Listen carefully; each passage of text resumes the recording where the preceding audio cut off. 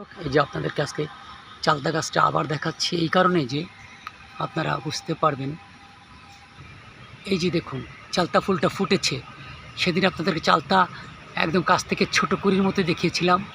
আজকে দেখুন এই যে চালতা ফুলটা, এই দেখেছেন এটা ফুটেছে, কি দারুণ দেখতে, চমৎকার চালতা ফুল।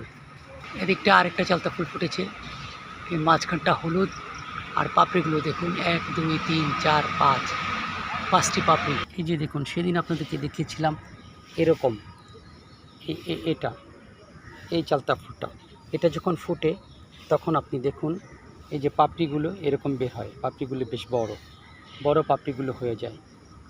এই যে দেখুন পাপড়ি মিলে কত বড় হয়েছে।